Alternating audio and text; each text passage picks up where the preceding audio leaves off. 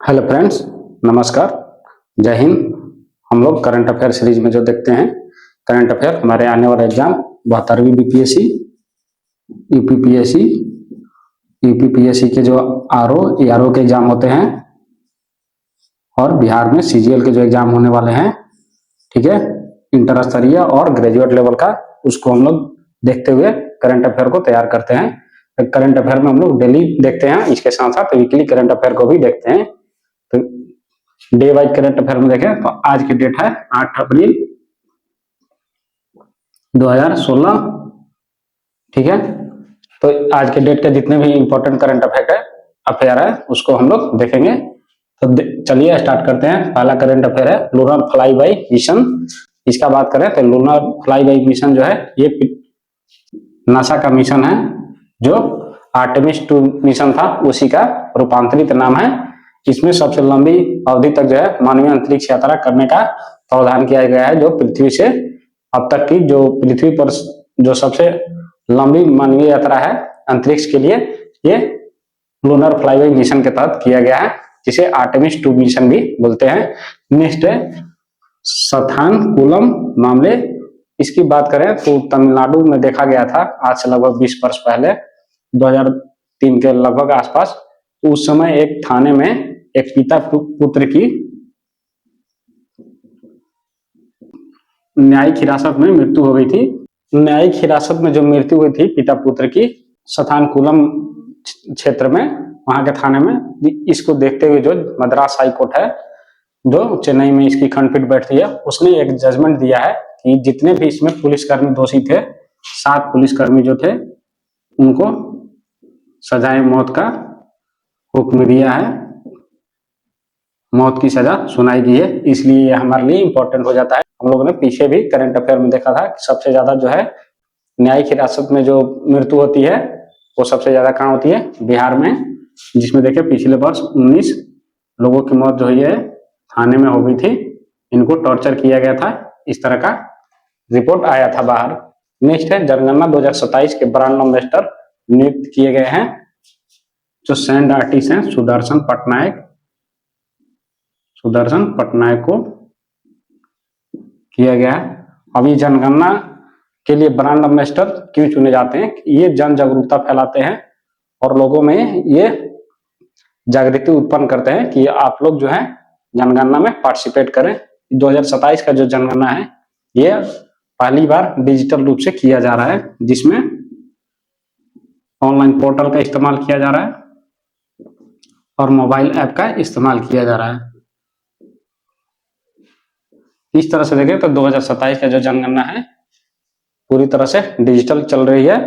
इसमें अगर brand ambassador नियुक्त किए गए हैं सुदर्शन पटनायक, इनके बारे में बात की जाए तो 2014 में इनको पद्मश्री अवार्ड से सम्मानित किया गया है और इनको 2017 में Guinness book of world record में नाम दर्ज है। ये जो है सैंड कैसल बनाने के लिए फेमस है। ये सबसे ऊंची जो सैंड की प्रतिमा होती है 2017 में इन्होंने बनाए थे। इसके लिए इनको जो है गिनीज वर्ल्ड रिकॉर्ड में बुक में नाम रिकॉर्ड किया गया है। थोड़ी सी जानकारी जनगणना के बेसिस पर भी ले लेते हैं कि जनगणना हमारे लिए क्यों इंपॉर्टेंट है। तो जनगणना जो है हमारे सामाजिक आर्थिक परिस्थितियों के साथ जो धार्मिक भावनाएं होती है उसके अकॉर्डिंग देखें तो उनके मानने वाले कितने लोग हैं, उस हिसाब से इसमें पूरी तरह से डिफाइन कर दिया जाता है कि किसकी जनसंख्या है, कौन सी कितनी है। और इसके अलावा बात करें तो ये भारत का आजादी के बाद का 8वां जनगणना है और टोटल 16वां है। ये जनगणना अधिनियम 1948 के तहत ये किए जाते हैं और ये संचालन किसके द्वारा किया जाता है? ये किया जाता है रजिस्ट्रार जनरल और जनगणना आयुक्त होते हैं, इनके द्वारा ये जनगणना कराई जाती है, ठीक है। तो इसकी आधिकारिक तौर पर बात किया जाए तो शुभांकर कौन सा है? इसकी शुभांकर है प्रगति, जो महिला है प्रगति महिला और विकास पुरुष, ये इसके शुभांकर हैं। ये हमारे लिए इंपॉर्टेंट हो जाते हैं, ठीक है। तो ये हमारे ब्रांड एम्बेसडर 2027 के कौन चुने गए हैं? तो सुदर्शन पटनायक, ये हमारे लिए इंपॉर्टेंट है। नेक्स्ट है नारी शक्ति बंधन अधिनियम 2023। ये जो है नारी शक्ति बंधन अधिनियम 2023 के में परिभाषित किया गया था कि 1/3 जो सीट है लोकसभा और विधानसभाओं में, इसमें जो है महिलाओं के लिए सीटें आरक्षित की जाएगी। ठीक है, ये काफी आजकल न्यूज में आ रहा है, क्योंकि ये जनगणना जो 2027 के होने वाले हैं, जो चल रहे हैं 1 अप्रैल से, जो नई दिल्ली से चालू हो चुका है, तो इसकी जो रिजल्ट आएंगे जनगणना के, उसके आधार पर हर इसकी परिसीमन की जाएगी। परिसीमन यानी डिलिमिटेशन की जाएगी, क्षेत्रों का बंटवारा किया जाएगा।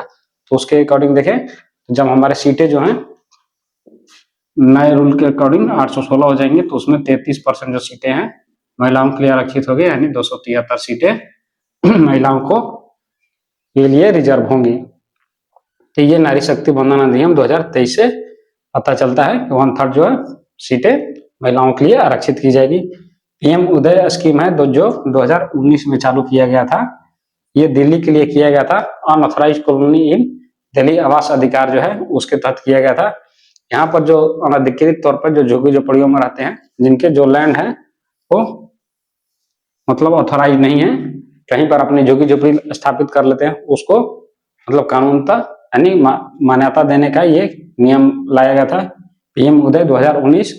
और इसके बेसिस पर जो है, जो इस ऑथराइज जिसको मिलेगा ऑथराइजेशन, वो इस बेसिस पर जो है लोन भी निकाल सकते हैं, जैसे गृह लोन और इत्यादि लोन जो होते हैं, जो जिस पर गृह का अपना लायबिलिटी के तौर पर शो कर सकते हैं।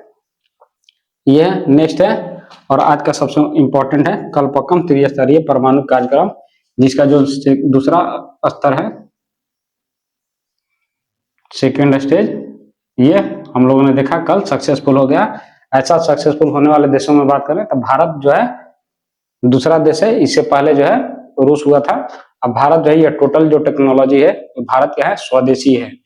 इसका इंपॉर्टेंस इससे पता चलता है कि ये जो परमाणु ऊर्जा कार्यक्रम चला गया था, ये होमी जहांगीर भाभा जो थे, इनके द्वारा चलाया गया था। ये इसके प्रणेता थे, ये काफी इसमें इनका योगदान रहा था।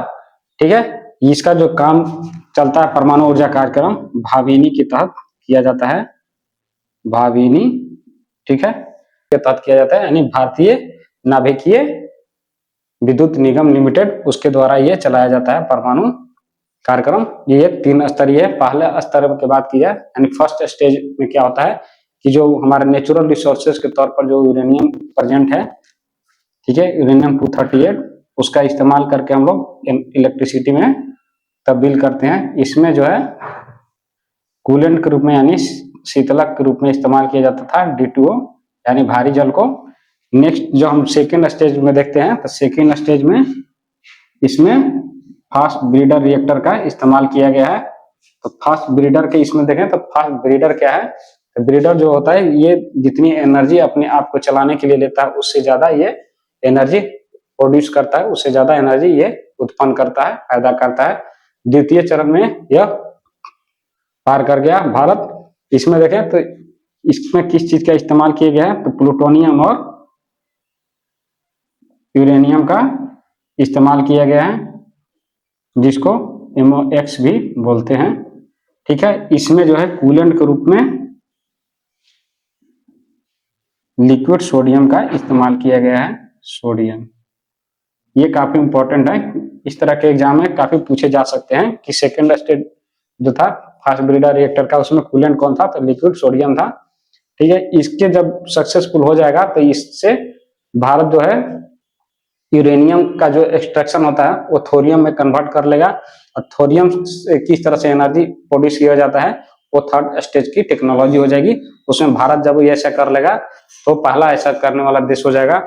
और भारत इसलिए इम्पोर्टेंट हो जाता है इसके लिए कि यहाँ पर जो है यूरेनियम का भंडार जो है रिजर्व वो बहुत कम देखने को मिलते हैं, और थोरियम का जो भंडार है वो काफी देखने को मिलते हैं। ठीक है, ये हमारे लिए काफी इंपॉर्टेंट है क्योंकि ये स्वदेशी है, इसमें किसी भी देश का सहयोग नहीं लिया गया भारत सरकार के द्वारा। ठीक है, तो इसमें हमारे लिए कौन सा इंपॉर्टेंट है, कूलेंट यानी शीतलक कौन से हैं। ठीक है, दोनों में फर्स्ट स्टेज में D2O और सेकेंड स्टेज में लिक्विड सोडियम का इस्तेमाल किया गया है। ठीक है, नेक्स्ट है बॉक्साइट। बॉक्साइट का जो खनन उड़ीसा में किया जा रहा है, रायगढ़ जिले में, वहां पर वहां के लोगों के द्वारा जो है इसका विरोध किया जा रहा है, क्योंकि इसके कारण जो प्रदूषण वहां पे फैल रहा है, तो एक्सटेंडेड पॉल्यूशन रिस्पॉन्सिबिलिटी होता है वो नहीं हो रहा, CSR नहीं हो रही है, कारपोरेट सोशल रिस्पॉन्सिबिलिटी जो होती है वो इम्प्लीमेंट अच्छे तरीके से नहीं हुए, तो इसलिए जो हम वहाँ के लोगों को पॉल्यूशन के काफी बड़े नुकसान देखने को मिल रहे हैं। तो हम लोग के लिए इतना इम्पोर्टेंट नहीं है, हमारे एग्जाम के लिए केवल इम्पोर्टेंट है क्या कि बॉक्साइट जो है ये किसका हो रहा है, तो ये अल्यूमिनियम का अयस्क है। इसका जो रिजर्व है यानी भंडार है जो भारत में कहाँ पर भंडार है इसका, तो सबसे ज्यादा देखने को मिलता है उड़ीसा,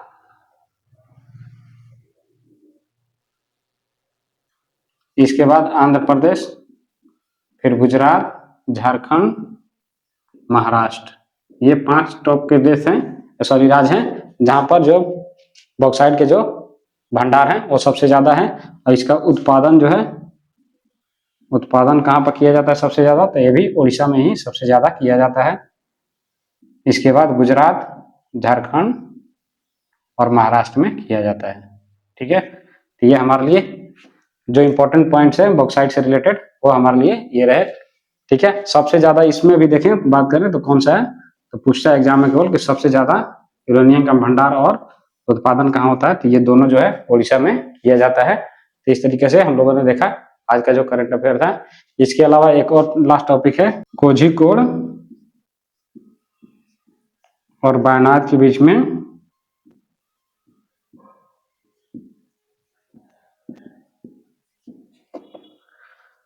एक सुरंग प्रोजेक्ट चल रहा है, सुरंग प्रोजेक्ट चल रहा है जो लगभग 8.7 किलोमीटर है। ये हमको देखने को मिल रहा है कहाँ, केरल राज्य में। इस तरह का जो जितने भी आज मोस्ट इंपोर्टेंट करंट अफेयर थे वो हम लोगों ने देख लिया। एक बार रिवीजन कर लेते हैं, क्विक रिवीजन। लूरन फ्लाईबाई मिशन क्या है, तो ये आर्टेमिस 2 है। ये अंतरिक्ष में जो पृथ्वी से जो जाएंगे वो मानवीय अंतरिक्ष यात्रा जो है सबसे लंबी होगी। अनुकूलम जो मामले हैं ये पुलिस प्रशासनिक से है, पुलिस सुधारों से लेकर है। ठीक है, कि पुलिस प्रशासन में सुधार की जरूरत है क्योंकि वहां पर जो कस्टडी में लोगों की मौत हो जा रही है, इससे काफी भयावह स्थिति उत्पन्न हो सकती है। ठीक है, जनगणना 2027 के ब्रांड मिनिस्टर हैं सुदर्शन पटनायक। नेक्स्ट है नारी शक्ति वंदन अधिनियम कब आया था, तो 2023 में। इससे महिलाओं का जो है 33% का आरक्षण मिलेगा लोकसभा और विधानसभा में 2027 के जनगणना के बाद। इसके अलावा अगर बात करें तो हम लोगों ने देखा था परमाणु कार्यक्रम का, तो वो जो है 3 स्टेज में चलता है। ठीक है, फर्स्ट स्टेज में क्या किया था, परमाणु कार्यक्रम जो था उसमें हम लोग शीतलक के रूप में D2O का यानी भारी जल का इस्तेमाल किए थे। उसके अलावा जो है उसमें यूरेनियम 239 238 का इस्तेमाल करते हैं एनर्जी के लिए। नेक्स्ट आता है सेकेंड स्टेज, उसमें प्लूटोनियम और यूरेनियम का इस्तेमाल किए थे और इसका जो शीतलक था हमारा लिक्विड सोडियम था। नेक्स्ट स्टेप जो है हमारा थर्ड, जो इस तरह से जब आएगा तब हम लोग को देखेंगे। ये एक एडवांस लेवल है, इसमें सबसे इंपॉर्टेंट था ब्रीडर का कंसेप्ट। ब्रीडर जो था एनर्जी को जितना वो कंज्यूम करता है उससे ज्यादा वो प्रोड्यूस करता है। ये काफी एडवांस चीजें हैं। ठीक है, ये चीजों को हम लोगों ने देखा था। ये परमाणु कार्यक्रम जो था ये त्रिस्तरीय था। इसके अलावा देखें बॉक्साइट जो है हमारा कहाँ पर मिलता है सबसे ज्यादा, ये हम लोगों ने देखा। ठीक है, इसके अलावा जो है एक और है वो हम लोगों ने देखा था कोझिकोड वायनाड के बीच में सुरंग प्रोजेक्ट चला है जो 8.7 किलोमीटर की लंबी ये सुरंग है, ये केरल राज्य में देखने को मिला है।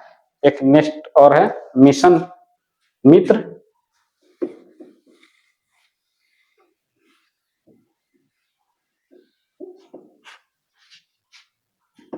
मिशन मित्र गगनयान यात्रियों के लिए चलाया जा रहा है। ये चल रहा है 2 से 10 अप्रैल के बीच। ये चल रहा है लेह लद्दाख में,